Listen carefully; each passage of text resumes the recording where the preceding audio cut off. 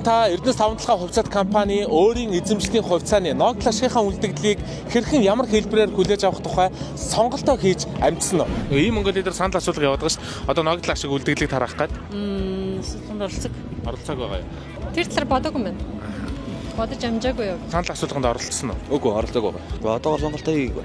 Санал асуулгад оролцож амжсан уу? Үгүй. Нахан дэрийн сайн мэдэхгүй. Би тань тайлбарлаад өгөө. Би тань сонголтоо яаж хийх гэсэн тайлбарлаад өгөө. За. Ийм Монголын аппликейшн дээр 4-р сарын 4-ний өдрөөс 9-ний өдрүүдэд буюу одоо маргааш шиг хүртэлх хугацаанд эхний ээлжийн санал асуулга үргэлжилж байгаа байхгүй юу? 4-р сарын 4-ний өдөр эхэлсэн санал асуулга 4-р сарын 9-ний өдөр буюу маргааш эхний шатаа дуусгах гэж байна. Танд 3 төрлийн сонголт байгаа бөгөөд эхнийх нь бэлэн мөнгө хэлбэрээр хүлээж авах. Бэлэн мөнгөөр авъяг сонгосон тохиолдолд таны харилцах дансанд шууд шилжиж олох боломжтой. Хоёр дахь нь үндэсний баялагын санд дах хөрөгдлийн сангийн нэрийн дансандаа байршуулах. Энгүүл Монгол банкны бодлогын хүүгээр таны мөнгө аривжаад хадгалагдаад байж гэсэн. Гурав дахь нь хандивлах буюу нийслэлийн дэд бүтцэд нийгмийн тулгамдсан зарим асуудлыг шийдвэрлэхэд таны Ноглашгийн үлдэгдлийг зарцуулах боломжтой юм. Та эргэн үеийн хувьд ямар хэлбэрээр нь хүлээж авсан зөв гэж бодож байна? Ер нь сүүлийн хоёр нь давгүй санагддаг шүү дээ.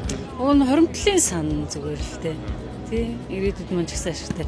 За тэгээ бодож байгаа болох бах та. Аль одоо ирээдүйд үр ашигтай өгөөчтэй байна. Мэдээж хоримтлан зүгээр. За баярлалаа. Эрдэнэс тавталгаа компани эргэн бүрт 1072 хувьцаа эзэмшүүлсэн бөгөөд 1072 хувьцааг эзэмшигч бүрдээ зориулж хувьцааны Ноглашиг хэмээн 2024 оны ашигтай үйл ажиллагааныхаа орлогоос 1.38 тэрбум төгрөгийг хуваарлсан. Тэгээ үүнд нь бол эргэн бүрт 315,700 төгрөг ногдож байгаа юм. Дунджаар 4 ам бүлтэй айл бол 1.2 сая төгрөг авах боломжтой гэсэн. За үүнийх нь эхний ээлжийн санхүүжилт нь 2024 оны 12 дугаар сард хийгдсэн.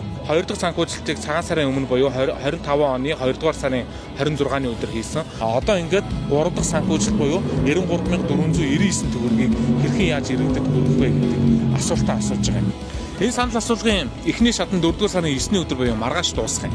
2 дахь шатны баталгаажуулалт нь 10-аас 16-ны өдөр хийгдээд за тэгээ түүнээс хойш энэ мөнгийг хуваарлах үйл ажиллагаа албан ёсоор эхэлнэ гэсэн. Тэгэхээр одоо жишээ нь миний өгсөн саналаар л яана гэсэн үг үү? Ер нь таны өгсөн саналаар танд л үйлчлэнэ. Одоохын санал хамаагүй санал байна. За. Яг тухайн хүн юуг сонгосон байна? Тэр зарчмаар нь тухайн хүнд шилжүүлнэ. За. Энэ бол эргэн танд хүрж байгаа эх орны байгалийн баялагын үр өгөөж билээ.